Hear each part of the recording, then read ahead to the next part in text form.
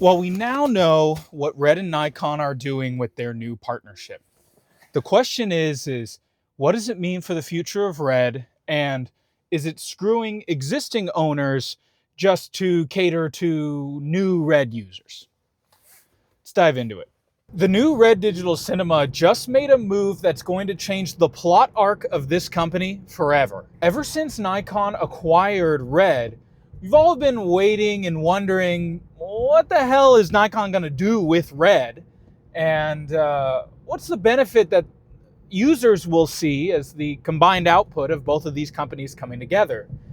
And with one simple change that honestly probably wasn't all that simple, we see the first result of their new combined partnership. For the first time, Red Digital Cinema is offering the Nikon Z-Mount, their current generation mirrorless mount, as standard across the Komodo-X and V-Raptor X lineup. Komodo-XX? V-Raptor? Anyway, what you're gonna get is that distinctive yellow locking ring and a shallower flange distance that hopefully should enable Sony G-Master lenses on Red cameras now. But with this move, we're at a crossroads. Is this the beginning of a beautiful friendship between Nikon and Red and excellent glass you can use on these powerful cameras? Or is this flipping the proverbial bird to everyone who's invested in the RF system and leaving all of those owners behind? So I wanted to take the chance to suction cup one of my cameras up to the windshield and just talk amongst friends to determine whether or not the Nikon Z-Mount move is a good decision or one that's set up to screw every RF mount Komodo and V-Raptor X owner that's out there. This episode of Thompson Visuals is sponsored by Thompson Visuals. That's it. That's the whole sponsorship bit. Buy my 12G SDI cables like Oriana did. First things first, this is a massive shift in Red's DNA as a company. And for the longest time, you've been able to get Red cameras with either a PL mount or some variety or flavor of prevailing Canon mount, which for the longest time was the EF, and lately, in this latest generation, has been the RF mount. So here's the first benefit of Red switching from RF to Z-Mount. Z-Mount has an exceptionally shallow flange depth, which means that anything that's got deeper, more depth would be able to adapt down to Z-Mount.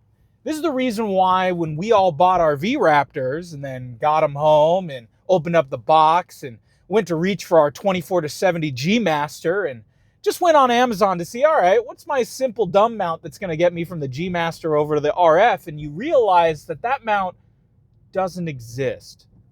Not even the friendly people at B&H could help you find that kind of mount because it's just not possible to make. Now, back in 2020, it made a whole lot of sense to go with RF because you weren't going to stick with EF, and they were already using Canon batteries. You know, it just made sense to kind of roll everything in and say, all right, we're going to pick Canon as the next ecosystem. Which I always thought was so funny that Red was using another camera company's mirrorless mount because, after all, they're out of the glass business, and after all, these mirrorless companies make cameras that compete with their own shit. And I don't know what the decision was behind them picking RF mount.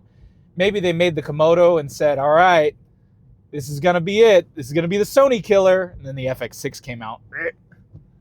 Or they looked at Nikon and said, who shoots on Nikon?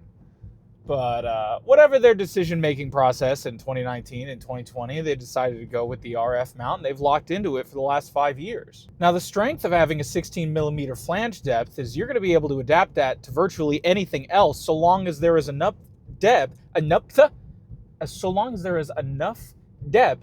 to account for the new flange distance and the mechanical adapter that's got to go in between. Now, as for Nikon's glass, all I can say about Nikon's glass is I don't know a damn thing about Nikon glass, dude. Like, if it's just me, my RF to EF adapter, and a good old Smegma 18-35. Like, I've made so much money with just that kit. You heard what I said. And I don't need any other glass than that. Maybe like a RF 28 to 70, a couple of G Masters in there. But I gotta say, Nikon doesn't make bad glass. I mean, people still buy their potatoes. So what's to say that this is not going to end up being a net positive move for Red? You know what? Actually, yeah, it is going to be a net positive move for Red. Canon gave Red the finger. And the reason why they gave them the finger, or the way how they gave them the finger, is they didn't work with them at all on helping them integrate the RF mount into their products. Red just woke up one day and decided, yeah, we're going to put the RF mount in our cameras. And Canon had a fork in the road. Either make it really easy for Red and sell more lenses, but then maybe sell more cameras and cannibalize the C300 and 400, or turn a blind eye and say, fine, do what you want, I don't care. And then Red has to go and reverse engineer the protocol. And then, oh God, dude, like, remember when the Komodo came out in 2020 and they told us that we had autofocus coming on the way on that thing? It was in beta, but trust me, it's coming. Dude, we were busting thinking that we were going to get high quality Sony or Canon caliber autofocus out of these $6,000 cinema cameras. The reality is just like an avoidant ex-girlfriend, you need to take the camera as it is rather than what its future potential might be. So I knew that I wasn't going to have usable autofocus on any of the Red cameras that I bought. And I know this going all the way to the Scarlet, then going to the Raven, then going to the Scarlet Dub, then going over to the Komodo, then another Komodo, then another Komodo, and then finally the V-Raptor. Now, the reality is if you lived in that world, you're probably pretty all right. You're like, hey, I got the camera I expected. But everyone who bought the camera and thought that they would be able to use it for wedding videography, be able to use it for corp events, be able to use it for concert footage, unless you're doing it like Tropicolor style and you're just straight manual ripping the focus ring on a band shoot, you're just not that guy, pal, and you need autofocus. And that's fine. But you really wish you bought an FX3 now, didn't you? I don't know, there are a lot of instances where I wish I would have bought just 3 FX3s instead of 3 Komodos. But, yeah, I don't hate the game. I just hate the player. I'm the player. I'm the guy who I hate my own decision. Red RF mount owners just got left behind. Call it what it is, dude. Like, Red just said, you know what? Fine. Why are we going to put all this money and all this effort into making RF mount work when clearly Canon doesn't want us around their playground? When Nikon literally bought us, makes kick-ass glass, I don't know, maybe, probably, makes kick-ass glass, and has an electronic mount that might actually integrate with the software, dude. Like, is this finally not the nail in the coffin, but is this finally like the kick in the ass that Red needed to finally step up and say, you know what? We actually will have kick-ass autofocus in our cameras now. Like, finally, at long last, what feels like, 2006 was NAB when they announced this thing? So, God, you're coming up on nearly 20 years of this company being in existence, making cameras, and then finally getting to a point where they'll be able to look in the mirror and say, you know what?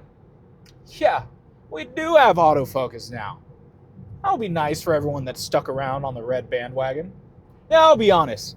ChatGPT said the second point of this section of the video should be, what did it say? Limited native lens selection for cinema glass. You're wrong, buddy, and that's why you don't trust AI. Because there is no RF cinema glass.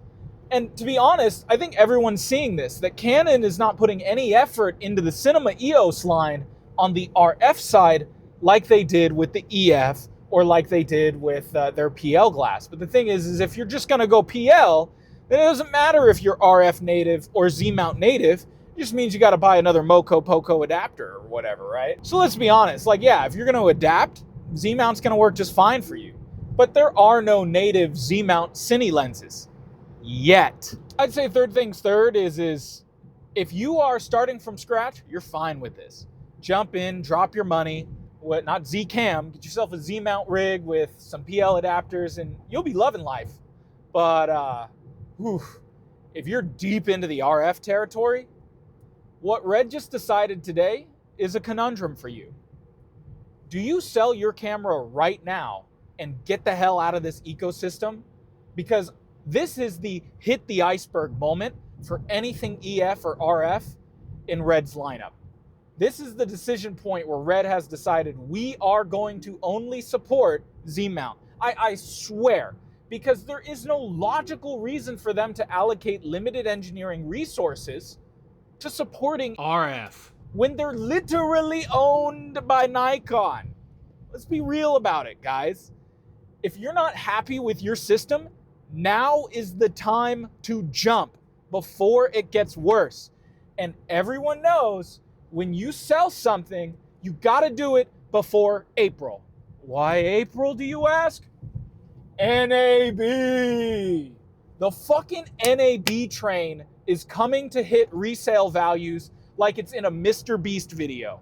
I'm standing on top of $5,000, which is probably the amount of money you could get for 2 Komodos with batteries and a tilted cage. Let's be for fucking real. If you like flexibility, then you're happy with this decision because you just got the opportunity to use even more types of lenses on your Red camera. However, if you're deeply embedded into the RF ecosystem, if you've already set your flag down and decided this is the lens system I'm going with, dude, you got boned today. You got boned! Sorry, it's not professional, but I never was. What's the lesson in all of this? Invest in PL glass. Because anyone who's got like a Cook 18 to 100, you're chilling, dude. You're like, sick, awesome. New lens adapter and I'm done. Anyone who's rocking like an EF collection of glass, fine.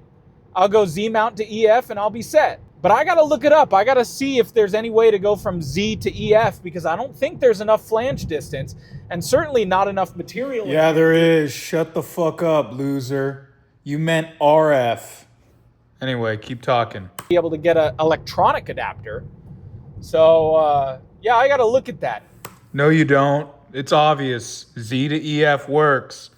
Anyway, keep talking. The answer to whether or not Z to RF mount adapters is no. And the answer to whether or not Z to E mount adapters is yes. So here's the Thompson Visuals take.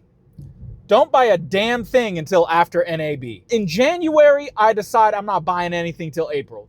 It's a great way to keep your business profitable, and it's a great way to get you to really justify what you need versus what you want. The only capital expense that I have paid for in fiscal 2025 are these Hollyland Lark mics. And I'm not even sponsored by Hollyland, dude, but like, you don't even know that this thing is there. And I've had the Rode, the little Rode clip-on mics for like, 6 years now? And those are great. But this, you don't even know it's there. It's nice. I like it. Is this a net positive for all Red Digital Cinema owners? Or did RF owners just get screwed and anyone who's PL or otherwise just got the biggest dub of their entire gear buying career? Because I think I know what happened. What do you think? All right, I'm at work. I gotta go.